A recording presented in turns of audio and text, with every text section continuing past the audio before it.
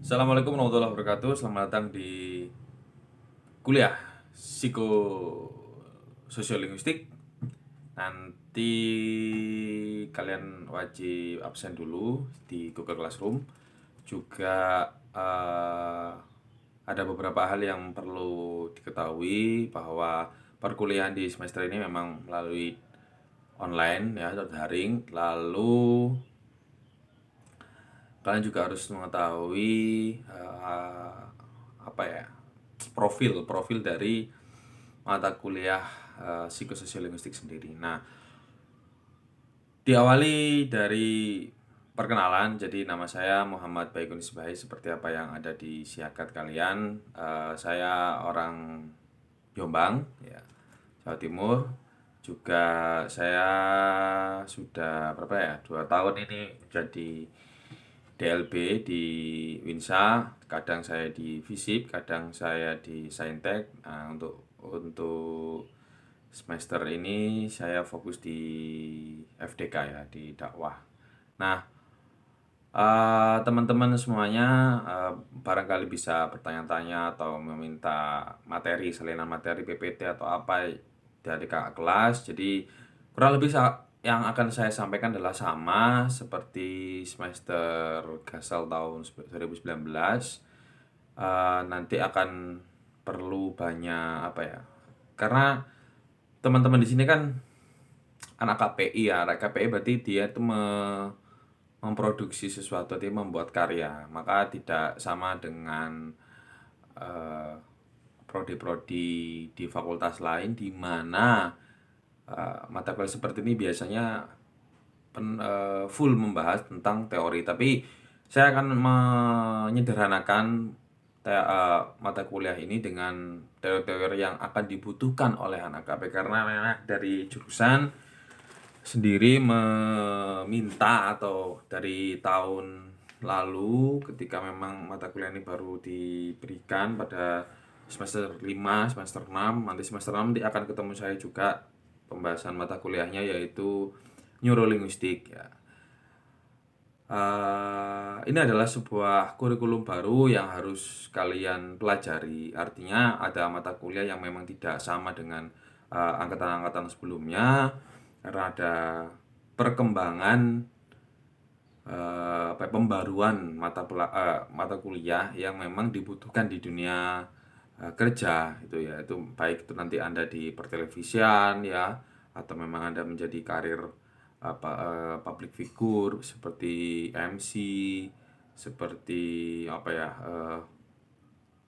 anchor dan lain sebagainya. Maka psikososiolingvistik dan neurolinguistik yang akan saya ampuh di semester ini, dan neurolinguistik untuk semester genap, akan menjadi suplemen penting dalam pengaplikasian ilmu komunikasi teman-teman sekalian. Jadi meskipun hal seperti ini tidak teknikal ya dalam ilmu komunikasi, tapi ini adalah sebuah suplemen. Kalau saya mengibaratkan mata kuliah ini adalah mata kuliah suplemen dalam membungkus atau apa ya, memformulasikan sebuah karya, karya, baik itu Anda mempunyai konten apalah yang jadi video atau Anda menjadi podcaster. Jadi semuanya dalam komunikasi umumnya itu menggunakan memulai hal itu dengan secara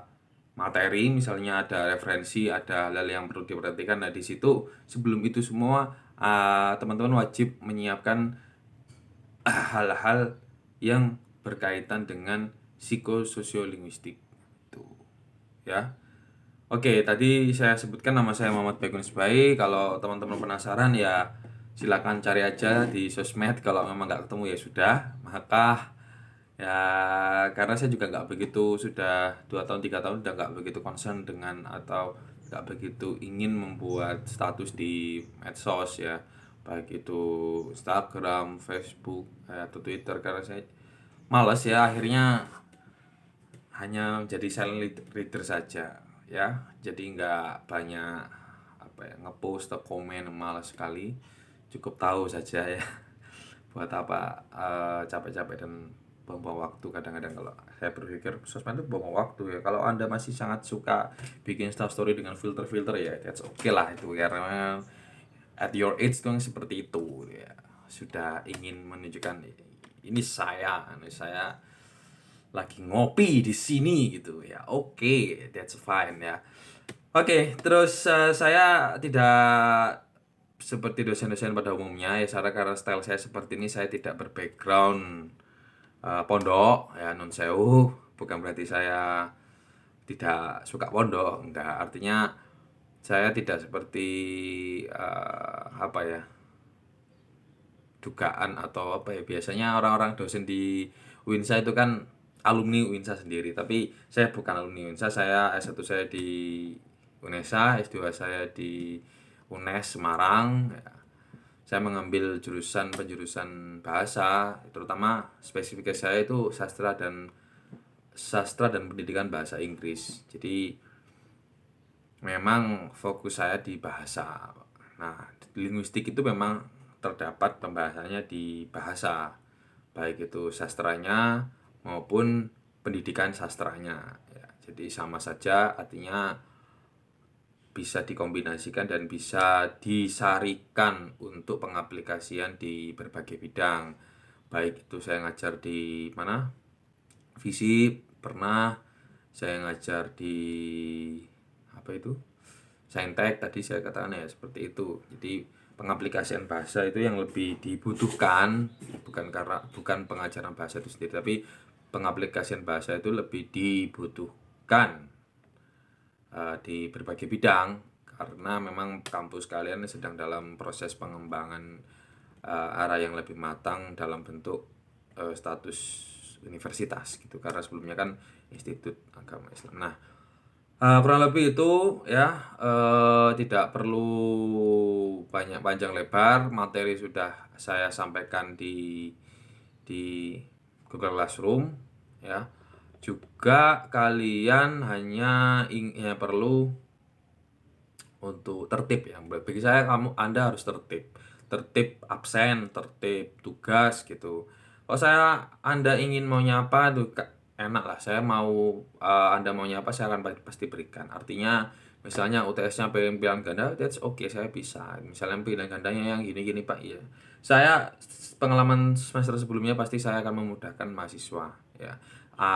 Tapi apabila mahasiswa itu, ini misalnya kamu mintanya OTOT, sudah saya kasih OTOT ya, tapi kamu ketika saya mau memberi OTOT kamu nggak ada ya sudah, OTOT-nya ya saya berikan ke orang lain atau saya makan sendiri.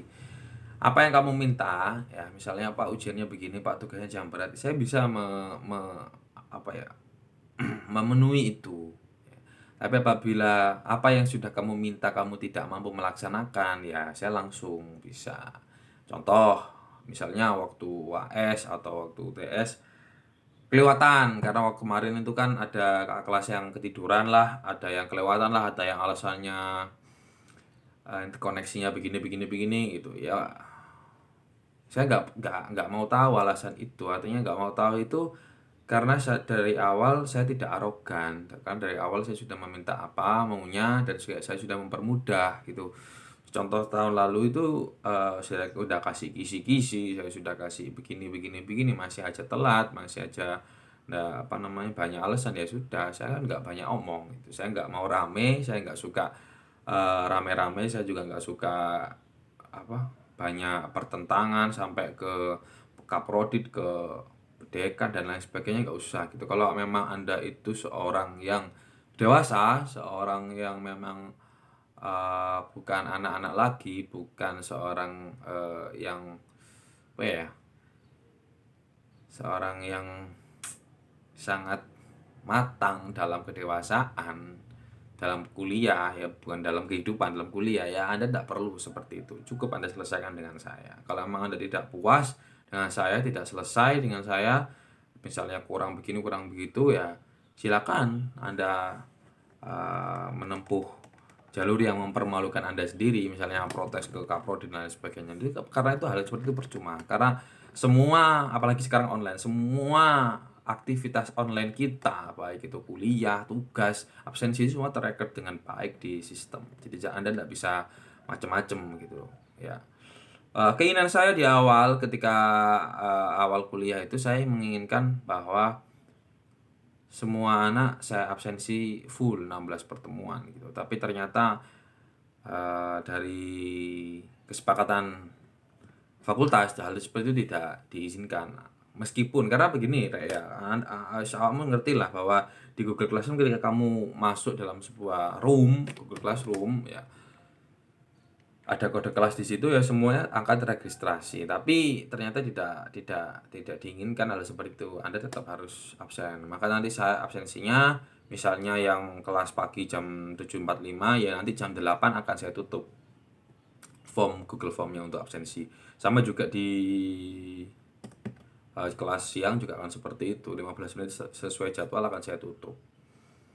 Ya, kalau memang nanti Jumatan ya mungkin saya akan tutup pantasnya berapa menit setelah Jumatan itu selesai. Jadi bagi yang ketiduran, lupa, belum absen dan lain sebagainya ya mohon maaf, hal seperti itu saya nggak bisa tolerir ya.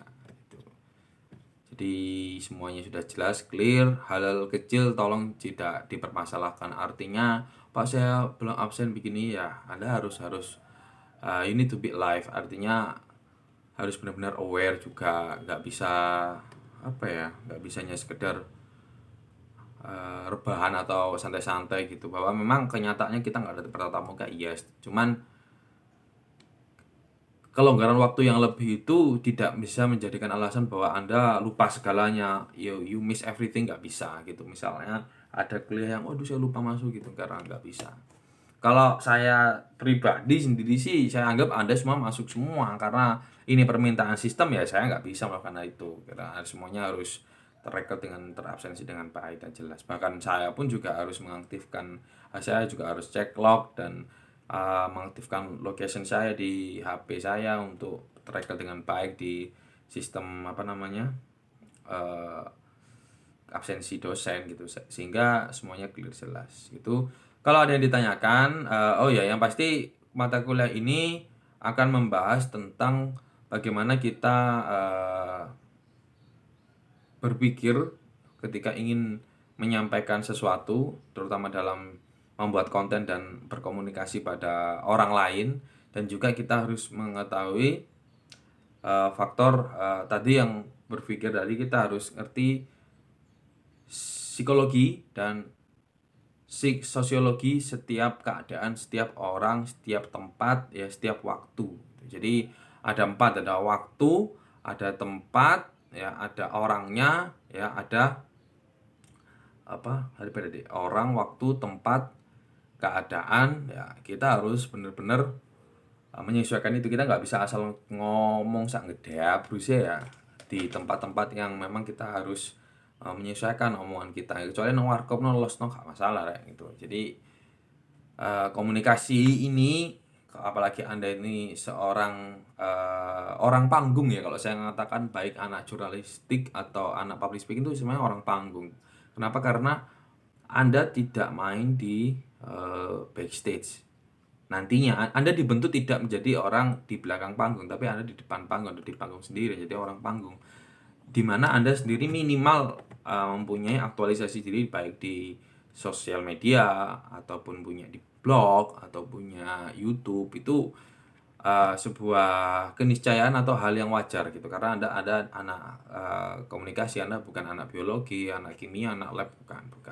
Anda yang memang praktek langsung dalam menyajikan sebuah isi tayangan konten yang menyampaikan pesan-pesan dan arah komunikasi yang lebih universal gitu. Jadi nggak melulu bahwa seperti Anda dengan teman saya, Anda dengan teman Anda, atau Anda dengan pacar Anda, hanya dua arah seperti itu, enggak nih. Karena komunikasi itu kan yang Anda geluti saat ini adalah universal gitu. Baik Anda nanti bikin akustikan atau musik atau apa gitu, puisi, Anda menjadi seorang public speaker, Anda menjadi seorang anchor, Anda menjadi seorang penyiar radio, itu semua bebas, artinya ya disitulah bidang komunikasi itu ya. Apabila ada pertanyaan silakan ditanyakan melalui grup WA, bisa di Google Classroom, bisa. Yang pasti saya akan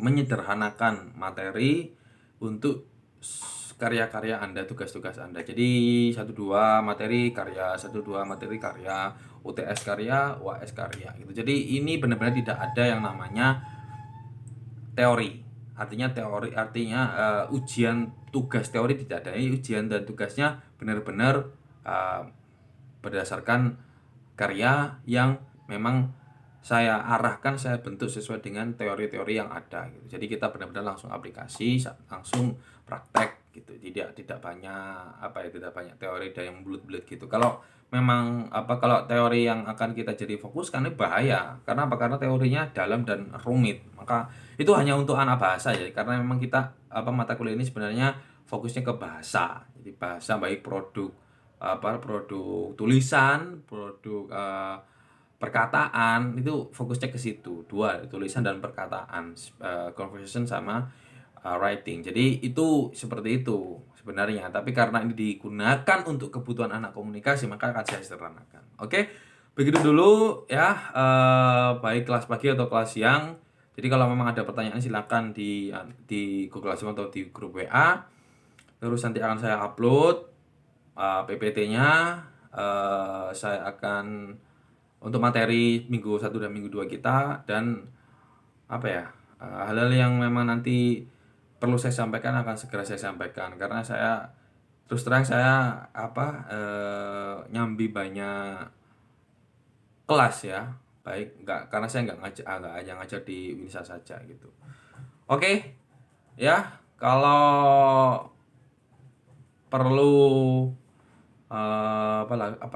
materi atau buku-buku ya saya akan bisa share, tapi bukunya kalau psikososiologistik itu murni banyak berbahasa bahasa Inggris, sehingga kalau kalian mencari bahasa Indonesia sih ada, cuman kurang lengkap dan kurang lengkap ya, kurang detail gitu, sehingga kalau mau mempelajari secara lebih dalam ya silakan, saya akan kasih share nanti, misalnya siapa yang butuh nanti saya kasih di grup PDF-nya gitu aja. Oke, terima kasih, saya akhiri. Wassalamualaikum warahmatullahi wabarakatuh.